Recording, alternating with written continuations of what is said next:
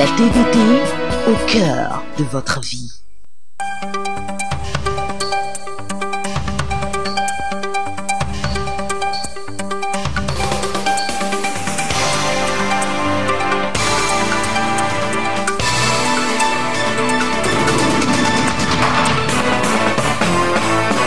La TVT au cœur de l'information.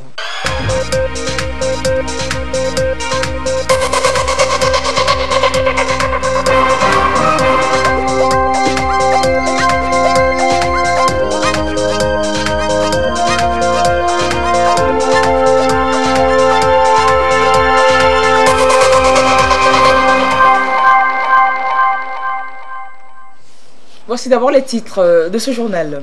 La 11e session des chefs d'État et de gouvernement de l'Union africaine axée sur la réforme de l'institution a pris fin ce dimanche à Addis Abeba. Le Togo, aux côtés d'autres pays, a contribué à prendre d'importantes décisions pour une plus grande efficacité de l'Union commune. Nous vous proposerons dans un instant le résumé des travaux. Et puis jeunesse de Sokodé en marche pour la cohésion sociale. Plus qu'un souhait, c'est le titre d'un projet qui a été lancé vendredi dernier dans la ville par le ministère en charge de la formation civique. Une dénomination assez éloquente, nous en verrons les contours dans ce journal. Bonsoir madame, bonsoir monsieur. Fin des travaux ce dimanche, travaux donc de la 11e session des chefs d'État et de gouvernement de l'Union africaine à Addis Abeba. Il est à retenir que les chefs d'État et de gouvernement ont pris d'importantes décisions allant dans le sens de la modernisation et du meilleur fonctionnement de l'Union. Le chef du gouvernement togolais, Komi Selom Klassou, qui représentait le chef de l'État Faure Gnassingbé à ce rendez-vous, a également apporté la contribution du Togo en ce qui concerne ces réformes de l'Union. Le résumé des travaux de clôture de cette session avec Isidore Koubatine. Tombé dans l'après-midi du dimanche 18 novembre 2018 sur la 11e session extraordinaire de la conférence des chefs d'État et de gouvernement de l'Union africaine. Plusieurs décisions relatives notamment à la gestion administrative de l'Union et aux cotisations des États membres ont été prises à l'issue des travaux auxquels a pris part une délégation togolaise conduite par le Premier ministre chef du gouvernement, Komi Selom Klassou. Ces grandes réformes institutionnelles entérinées par la 11e session extraordinaire visent à rendre financièrement autonome et plus efficace l'organisation panafricaine. Les diverses institutions de l'Union africaine vont donc connaître un profond réaménagement avec une meilleure représentativité de chaque région économique du continent au sein de l'Union et la concentration des domaines d'intervention prioritaires sur les affaires politiques, la paix et la sécurité et l'intégration économique. Représentant le chef de l'État à cette 11e session extraordinaire, le Premier ministre a apporté la voix du Togo sur les discussions relatives aux différents points, notamment ceux concernant la réforme institutionnelle de l'organisation. Cette 11e session extraordinaire, la conférence des chefs d'État et de gouvernement, a été une occasion pour le Premier ministre qui a représenté le président de la République, le président Faure Gnassingbé, l'occasion de réaffirmer la position du Togo sur les questions essentielles qui ont été discutées, notamment celle de la réforme institutionnelle au sein de l'Union africaine. L'Union africaine est rentrée dans une phase de réforme et aujourd'hui l'Union africaine compte 10 commissaires, mais l'idée de la réforme est que l'Union africaine revienne à ses commissaires. Donc désormais, la position togolaise est soutenue par le Premier ministre est celle d'avoir un président de la Commission et un vice-président élus par la conférence des chefs d'État et de gouvernement, 6 commissaires qui seront désignés par région, soit 2 commissaires par région économique qui ne sont pas élus président et vice-président, et donc permettre une plus grande efficacité dans le travail des commissaires. Nous avions également au sein de l'Union africaine certaines difficultés liées au fait que le président de la Commission n'a toujours pas le pouvoir de demander, voire de sanctionner certains commissaires. Désormais, la conférence des chefs d'État a décidé de donner un pouvoir au président de la Commission, au cas où un commissaire venait à ne pas respecter les règlements de l'Union, de traduire ce commissaire-là devant le Conseil exécutif, qui est un organe composé des ministres des Affaires étrangères et autres, qui traite de la question. L'autre réforme qui a été très discutée lors de la 11e session extraordinaire des chefs d'État et de gouvernement est la question des cotisations statutaires des États membres pour laquelle l'Union renforce les sanctions à l'encontre des États qui ne sont pas à jour de leur contribution au budget de l'organisation. Par ailleurs, le barème de contribution des États a été revu à la hausse, soit à 0,2% des importations éligibles de chaque État, décision également soutenue par le Togo. Plusieurs réformes sont en cours. Il s'agit donc par exemple celle du barème de contribution qui a été très discutée. La position togolaise est celle de soutenir la proposition du président Kagame de passer à 0,2% par pays comme contribution. Donc évidemment, toutes ces questions ont été abordées et ont trouvé plus ou moins une solution. Mais nous espérons que quand cette réforme prendra effectivement effet, parce qu'elle prendra effet à la fin de cette commission, c'est-à-dire qu'à partir de 2021, que la réforme va se mettre en place, mais déjà à partir de l'année prochaine, les deux conférences annuelles qui se déroulent soit à Addis Abeba au mois de janvier-février ou en juin-juillet dans un autre pays n'auront plus lieu. La prochaine conférence, bien sûr, ça sera en février, et la deuxième en février ici à Addis Abeba, et la deuxième conférence annuelle ne sera plus une conférence de tous les chefs d'État et de gouvernement de l'Union africaine, mais ça sera une conférence de coordination par région. Donc c'est chaque président des communautés économiques régionales comme la SADC, la CEAC, la CEDEAO qui seront présents afin de coordonner les décisions qui sont prises le mois de janvier ou février à Addis Abeba. Et l'autre point essentiel pour le Togo, c'est la présidence du comité de négociation, du groupe central de négociation, dont le président de la République, le président Faure Gnassingbé, a la responsabilité. Et la discussion et la décision qui est prise est que l'Union africaine va envoyer des experts pour soutenir les équipes techniques des négociations au niveau des ACP à Bruxelles.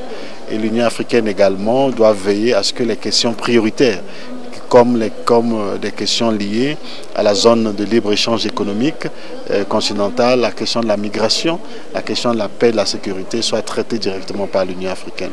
En clôturant les travaux de cette 11e session extraordinaire de la conférence des chefs d'État et de gouvernement de l'Union africaine, le président en exercice, Paul Kagame, a exprimé sa satisfaction à ses pairs pour les résultats obtenus.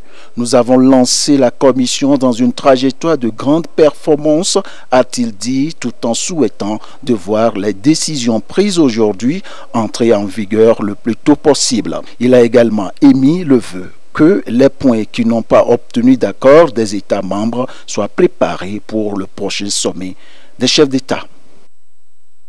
Et retour à Lomé sur l'adoption de la loi de finances gestion 2019. Il s'équilibre en ressources et en charges à 1461 milliards de francs CFA contre 1311 milliards en 2018, soit une progression de 11,5%. Le budget a donc été voté par les députés à l'Assemblée nationale. 45% sera consacré aux actions sociales et devra permettre au gouvernement de poursuivre sa politique socio-économique.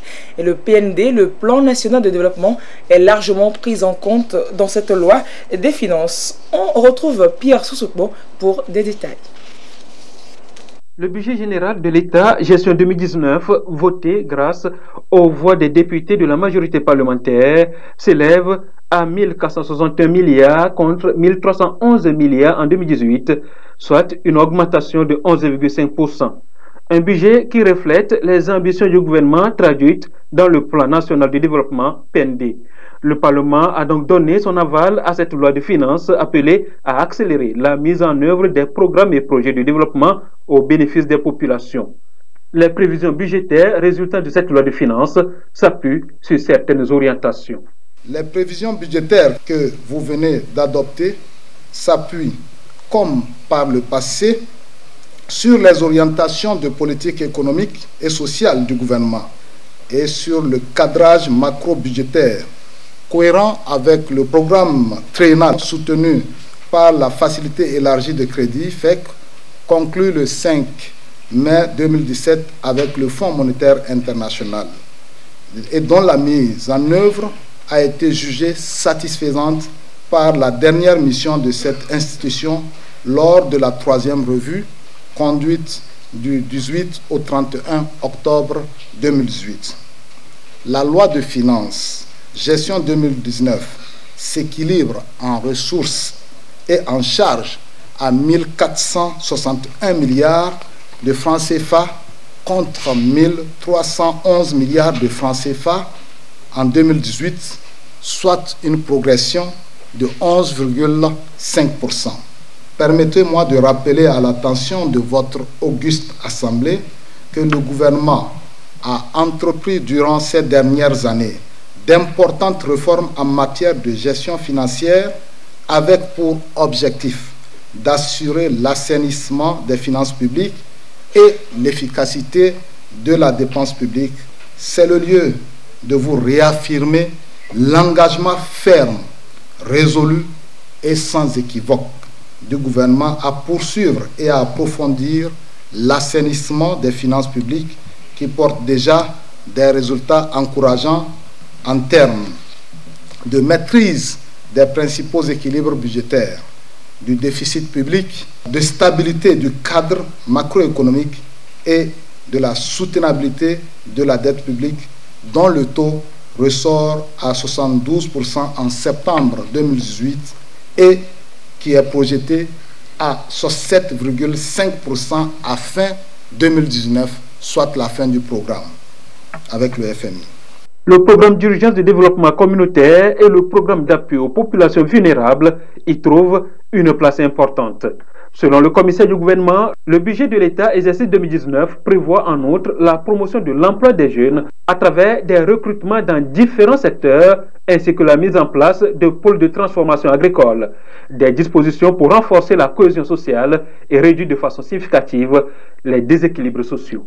À travers la présente loi, le gouvernement entend poursuivre le renforcement des actions de mobilisation des recettes internes en assurant l'élargissement progressif de l'assiette fiscale afin de desserrer l'étau sur les entreprises et permettre ainsi au secteur privé de jouer pleinement son rôle dans le développement de notre pays.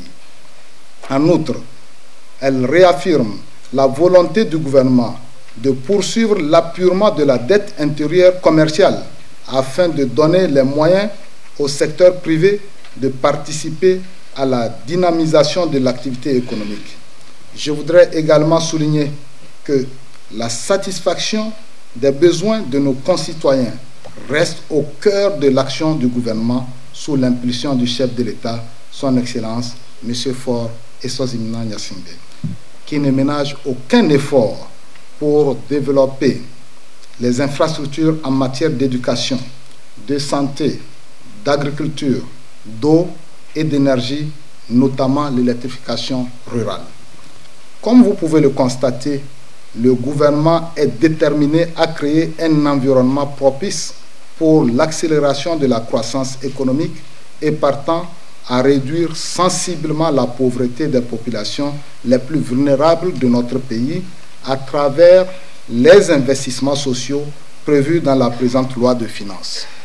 À cet égard, il importe de signaler que, tout comme en 2018, les secteurs sociaux bénéficient d'environ 45% des allocations budgétaires. Pour le président de l'Assemblée nationale, l'étude du projet de budget général de l'État, gestion 2019, a été marquée du sceau de la rigueur et du sens des responsabilités.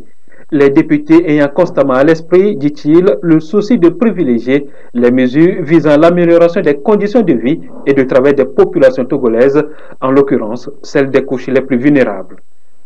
Il me plaît de relever au plan national la volonté du gouvernement de porter en 2019 une attention particulière sur les projets prévus dans le plan national de développement PND, ce nouveau cadre de référence de la modernisation et du meilleur positionnement de notre pays dans l'environnement sous-régional et international. Ceci se fait, il faut s'en réjouir, sans préjudice de la poursuite du programme d'urgence de développement communautaire et du programme d'appui aux populations vulnérables. Un autre élément de satisfaction réside dans l'emploi des jeunes à travers des recrutements prévus dans différents secteurs et la mise en œuvre des agropoles. Par ailleurs, la représentation nationale se félicite des mesures visant à la poursuite des efforts pour le maintien d'une croissance inclusive et la consolidation du cadre macroéconomique, notamment par l'assainissement des finances publiques et l'amélioration du climat des affaires. Parlant justement de l'environnement des affaires, des satisfecits ont été adressés tout récemment à notre pays par les institutions internationales de renom que sont Doing Business et MCC pour sa gouvernance économique et l'amélioration du climat des affaires au Togo. Ceci ne relève pas du hasard, malgré les graves perturbations des activités économiques par plusieurs violentes manifestations de rue depuis le 19 août 2017. C'est bien la conséquence d'une bonne gouvernance économique sous la conduite du chef de l'État, dont les fruits ne tarderont pas à profiter à l'ensemble du peuple togolais. Je saisis donc l'occasion de cette tribune pour rendre un hommage mérité à son Excellence Monsieur le Président de la République, Faure Eswatini Singbe, pour sa détermination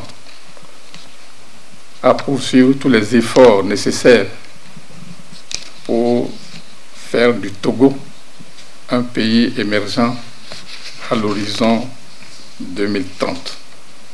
Le plan national de développement dont la mise en œuvre est amorcée cette année pour s'achever en 2022, c'est désormais de cadre de référence tant pour les pouvoirs publics que pour l'ensemble des acteurs pour toute initiative visant à propulser le Togo vers son émergence. Il importe de signaler que le budget 2018 avait été déposé un 10 novembre 2017 et le budget 2019 a été voté le 16 novembre 2018, ce qui traduit un important progrès accompli par le gouvernement qui pense poursuivre dans cette perspective dans les prochaines années. Et l'autre sujet dans l'actualité ce dimanche, c'est bien la fin des 3 jours de prorogation exceptionnellement accordés pour le recensement électoral. Le scrutin législatif est annoncé sur le 20 décembre prochain, dans un mois environ. En ce dernier jour des opérations d'enrôlement, le président de la commission électorale a sillonné certains centres de la capitale et ses banlieues, à Tokwentame, Agoué, à Detikope et Davier notamment. L'on constate qu'il y a plus d'affluence. On va suivre le professeur Kadanga dans son tour avec Arnaud Kiliou. Les retardataires, empêchés pour des raisons diverses, ont saisi l'opportunité offerte par cette prorogation exceptionnelle de la CENI pour se faire recenser. Après les formalités, chacun attend impatiemment son tour pour la phase ultime, l'émission de la carte d'électeur, cette précieuse pièce qui leur donne le droit d'exprimer leur choix au cours des échéances électorales. Personnellement, j'ai dit merci au président de la CENI parce que nous qui n'avons pas eu la chance de le faire, on a eu la chance de le faire maintenant. Cette carte d'abord va me permettre de voter comme un citoyen togolais. C'est une prorogation exceptionnelle de 3 jours accordée par la CENI pour permettre à tous les citoyens de se faire recenser afin de disposer leur carte d'électeur. Ça s'est bien déroulé à Detikope. Ceux qui n'ont pas de papiers, des non-papiers, et on les connaît dans le milieu et on les identifie et on remplit. Les gens sont ici nombreux avant notre arrivée. Bon, nous croyons que aujourd'hui c'est le dernier jour, ça va un peu diminuer, mais le dernier jour, il y a beaucoup de personnes. À Tokwentame, lycée Agoué, à Detikope et Davier, le président de la CENI a pu constater le travail qu'effectuent les agents recenseurs. La progression exceptionnelle du recensement, commencé le 16, prend fin aujourd'hui, 18. De notre constat, il ressort que les retardataires, pour des raisons diverses, sont sortis se faire recenser. C'est le lieu de rappeler que le recensement est un acte citoyen. Ce dimanche marque donc la fin des 3 jours de prorogation exceptionnelle du recensement. Cap sur l'intérieur du pays, nous vous proposons de suivre la fin de cette prorogation exceptionnelle du recensement électoral à Dapaon avec Désiré Aloy. Troisième et dernier jour de la prorogation exceptionnelle d'enrôlement d'électeurs sur les listes. Dans ce CRV du centre culturel à Dapaon, quelques retardateurs se font enregistrer. J'étais en retard parce que j'étais parti en chantier. Bon, je suis content parce qu'on a ajouté les jours que je puisse aussi gagner ma carte. Ils ont augmenté pour nous qui étaient un peu en retard. Maintenant de retrouver aussi nos cartes, je suis très fier. Et pour aller voter, ma voix aussi compte. La dernière fois que je suis venu voir que j'étais en train de faire les cartes, je suis venu dire que bon, moi aussi je vais faire les cartes là, que ça nous va avantager quoi. J'ai fait un accident, c'est à cause de ça que je n'ai pas fait ma carte. Aujourd'hui, je suis très content pour venir faire ma carte. Durant ces 3 jours, les gens sont sortis à compte-gouttes. Bon, on se dit que la majorité a été enrôlée. On se dit que jusqu'à la fin de la journée, quelques retardataires vont arriver encore. À Nassablé, tout comme à Komologa, au camp de la gendarmerie et ailleurs, ils viennent à compte-gouttes. Ok, je n'ai pas pu faire ma carte parce que j'étais en voyage. J'aimerais voter cette année parce que j'ai l'âge de 18 ans. Moi aussi, je suis un citoyen togolais maintenant. Je peux voter. Cette année, j'ai 18 ans et je peux aller voter. Bon, j'avais raté de faire quand même, mais quand on a dit de refaire encore, j'étais très fier. Je remercie la CENI et le gouvernement togolais.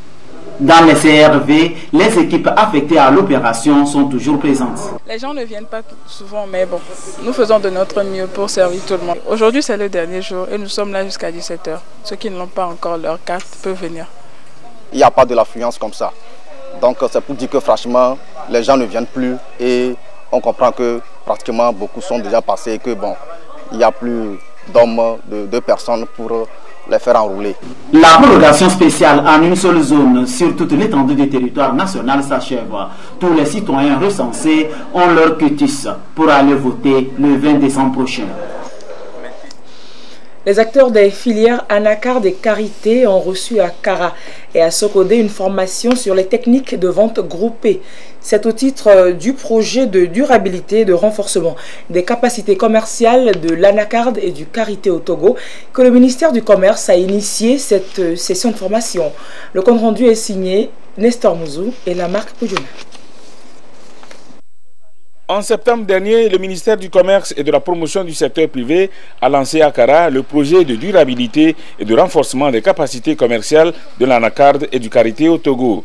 Le PRODAC comprend plusieurs composantes, dont celle de renforcement des capacités des acteurs. À cette session de formation, les participants sont outillés sur les atouts et les opportunités des techniques de vente groupées.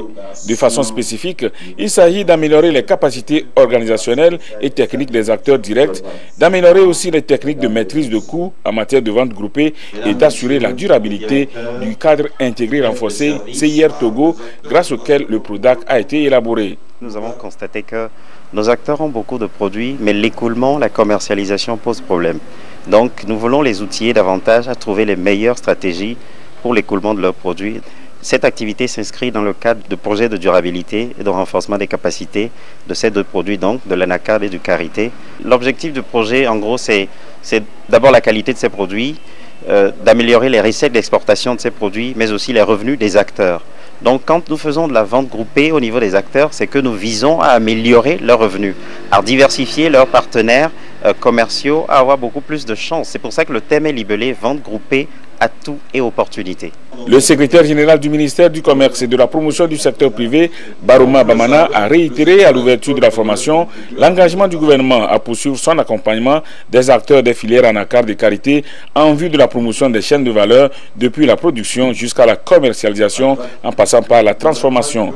Le PRODAC est conçu pour 3 ans. Il est financé par le gouvernement togolais, le secrétariat exécutif du CIR et la GIZ. Renforcer les capacités des acteurs des filières Anacarde et Carité de la région centrale C'est le but de cette rencontre. Elle se situe dans le cadre de la poursuite des efforts de modernisation du secteur agricole et commercial entrepris par le gouvernement togolais pour faciliter et encourager les activités de production, de transformation, de commercialisation et d'exportation des produits d'anacarde et du karité afin d'améliorer la vie des producteurs. Nous sommes à un atelier de renforcement des capacités des acteurs de la filière anacarde et karité. Le gouvernement a voulu accompagner ces acteurs pour faire d'eux les leaders sur le marché international. Leader sur le marché international signifie qu'il faut pouvoir vendre à l'international.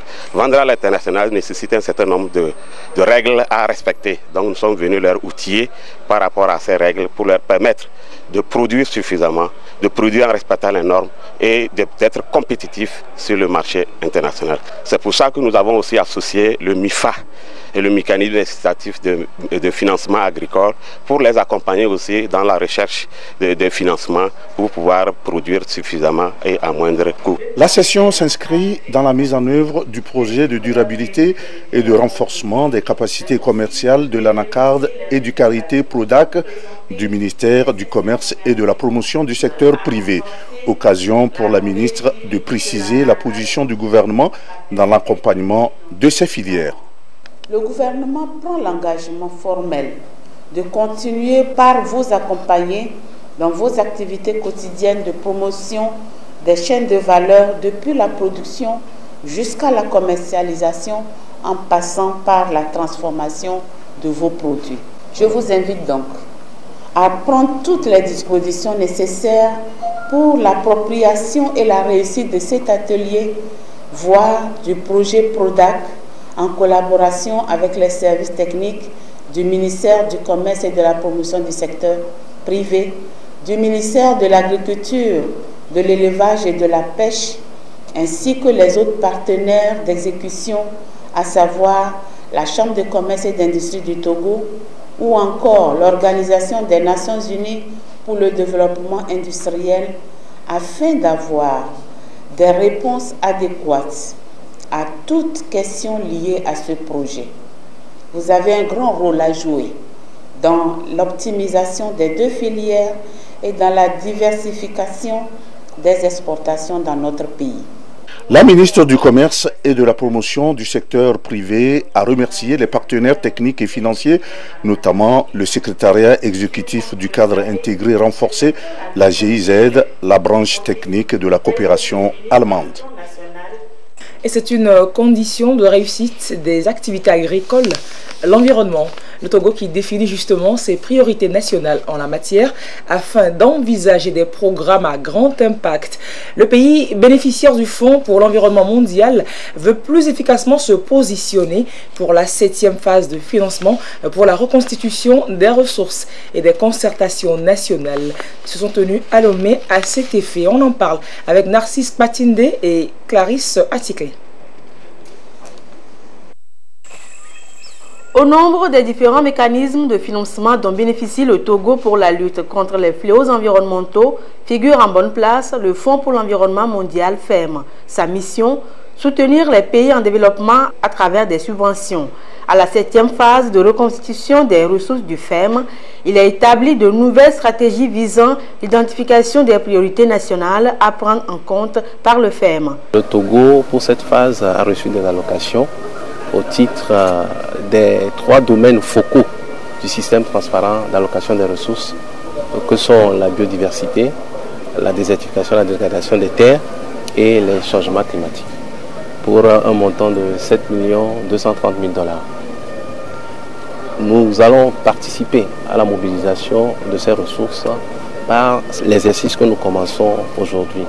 Outre les priorités à définir, les différents acteurs du domaine de l'environnement venus de tout le territoire vont également s'atteler à l'élaboration de projets et programmes intégrés à grands impacts sur la vie des populations. Il s'agit de nouveaux programmes qui appellent à une synergie, à une coalition d'acteurs et d'actions envers l'atteinte des objectifs du FEM qui en réalité constituent la réalisation de ce qu'on appelle les bénéfices environnementaux globaux en termes de réduction des émissions de gaz à effet de serre, protection des terres dégradées, gestion des terres dégradées, gestion des forêts, lutte contre les pollutions, réduction des émissions de polluants organiques persistants, de mercure, etc. etc.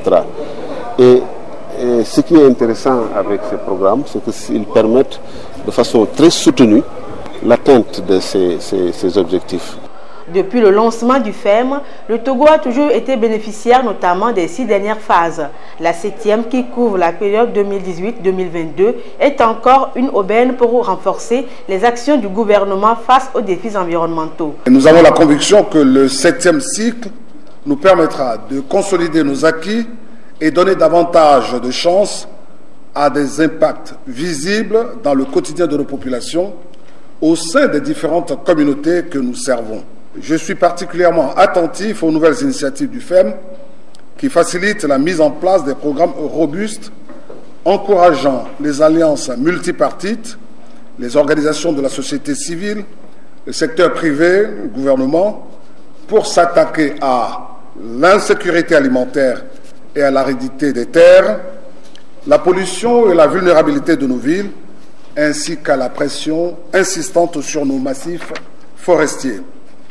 Par conséquent, il devient impérieux pour tous les acteurs représentés à ces assises de rechercher dans la définition des priorités nationales une synergie d'action afin de parvenir à l'efficacité souhaitée dans l'utilisation des allocations du pays.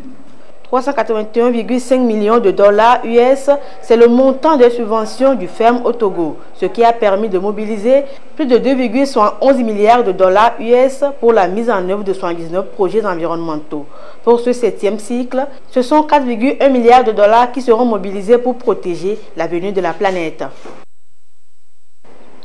El Togo qui également met en place un cadre national pour permettre aux services climatologiques de mieux gérer les prévisions du climat et les risques de catastrophes de manière plus efficace et plus efficiente. Les acteurs du secteur étaient également réunis cette semaine à Lomé. Reportage Sonia Amenikpo.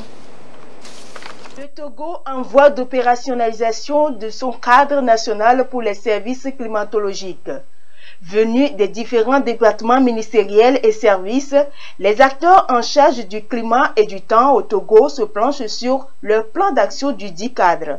Un outil élaboré en vue de combler le fossé entre l'information climatique mise au point par les scientifiques et les fournisseurs de services et les besoins pratiques des utilisateurs. Avant, on n'avait pas de documents. Actuellement, c'est 10 pays qui ont bénéficié de la mise en place de ce document-là. Donc, le Togo, actuellement, au sorti de cette validation, on aura un document fiable dans lequel toutes les actions, toutes les activités seront déclinées. Ces actions-là seront transformées en projets que les bailleurs et les partenaires techniques et financiers vont utiliser pour pouvoir nous financer et puis moderniser nos activités au niveau de la météorologie nationale. Ce processus de la mise en place du cadre national pour les services climatologiques au Togo a reçu l'appui de la commission de la CEDEAO chargée du climat et l'Organisation mondiale de la météorologie. De nos jours, nos différents pays sont de plus en plus affectés par la variabilité et le changement climatique.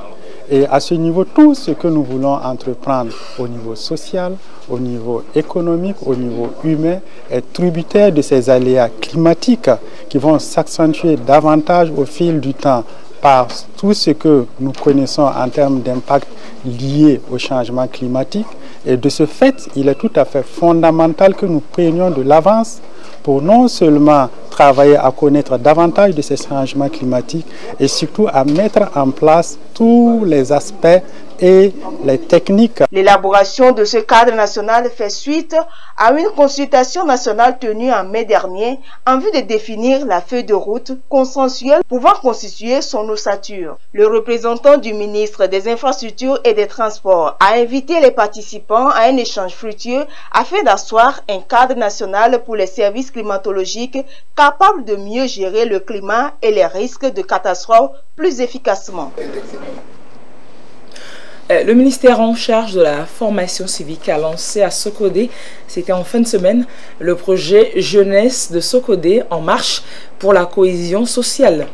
À travers son exécution, les jeunes devront acquérir des outils pour régler autrement leurs différends, des armes pour construire et servir la paix.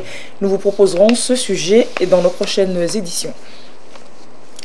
Dans le même contexte, la population de Kégué a été conviée à une séance de sensibilisation sur l'invite donc des ambassadeurs de paix qui veut amener les jeunes surtout à éviter la violence et cultiver les valeurs de paix et de vivre ensemble surtout en période électorale. Rachel Aokou nous en parle. Sur cette esplanade à Kégué, les ambassadrices et ambassadeurs de la paix. Ils portent un message de paix et d'unité nationale. L'objectif visé ici est d'attirer l'attention des jeunes sur les mauvais comportements à proscrire pour préserver les valeurs de paix et de cohésion sociale tant prônées par le chef de l'État. La patience, la tolérance et le vivre ensemble doivent guider chaque citoyen, surtout en période électorale. Le souhait, c'est de militer dans la paix. Sans ça, on ne peut rien faire. C'est pour cela que nous avons aimé sensibiliser les gens, ce n'est pas ici seul, pour les ramener sur la non-violence, pour qu'on puisse travailler dans la sincérité et dans la paix. Mon mot particulier, c'est de dire à toute la population de mettre tout à terre et voir l'avenir, surtout la jeunesse, pour pouvoir conquérir leur paix. Sinon, ils vont commencer, mais ils ne vont pas acquérir. Si c'est avec cette violence, ils vont perdre tout. Je pense que s'ils ont commencé sans dans la paix, ils vont acquérir et avoir tout dans la main. Cette démarche est saluée par les autorités locales et responsables des partis politiques qui y adhèrent. Après Kégué, les ambassadeurs de paix seront dans les autres villes pour livrer le même message. Et puis, sport football, éliminatoire Cannes 2019, l'Algérie s'est qualifiée ce dimanche au Togo en s'imposant 4 buts contre 1 à Lomé. Les éperviers devront donc impérativement gagner au Bénin en mars prochain, dans 4 mois, pour espérer participer aussi à la Coupe. C'est la seule option, sinon ce seront les Béninois qui joueront la phase finale de cette Coupe d'Afrique des Nations prévue du 15 juin au 13 juillet au Cameroun. Vous voyez là les images des buts inscrits lors de cette rencontre qui a été disputée ce dimanche après-midi au stade municipal de Lomé. Et l'on boucle ce journal avec le reportage sur la fin du festival du film documentaire de Blita. Le reportage est signé de la marque Podiona. Le festival du film documentaire de Blita Festob édition 2018 appartient désormais à l'histoire. Organisé par l'association Terre des Arts et de la Culture Attaque sous le thème La promotion de l'égalité du genre, cette 7e édition du Festob a pris fin sur une note de satisfaction générale. Nous sommes très satisfaits de ce que nous avons pu faire en matière de sensibilisation avec notre partenaire, le Prosema. Nous avons pu sensibiliser les populations de Mpoti, Adjengré, Agbandi, Sotoubois, Blita, Tchébébé, sur la question de l'égalité du genre. Et ça vraiment c'est ce qui nous tenait à cœur, vu même le thème de cette édition qui est la promotion de l'égalité du genre. Pour nous, les objectifs ont été atteints puisque nous avons pu projeter 13 films dont 8 courts-métrages et 6 longs-métrages et nous avons donné des prix. La clôture des travaux du Festob 2018 a été essentiellement marquée par la remise des prix aux meilleurs cinéastes de l'édition. Le grand prix de l'intégration est allé à Aïssata Ourma du Burkina Faso. Prix meilleur long-métrage a été décerné à Karine Morales et Caroline Péricard de France-Tunisie. Meilleur court-métrage Mireille Mionsaba du Sénégal-France. Prix Canal Plus meilleure image a été attribué à Karine Morales et Caroline Péricard de France-Tunisie et prix Canal Plus meilleur son a été arraché par Mireille Mionsaba du Sénégal-France. C'est la fin de ce journal. Merci de suivre les programmes de la télévision togolaise au Togo, bien évidemment, et beaucoup à l'extérieur du pays, et plus précisément en Suisse. Merci donc. Et à 22h30, vous serez en compagnie de Adolphe Paca pour l'édition de la nuit. À très bientôt sur la télévision togolaise. Passez une belle soirée.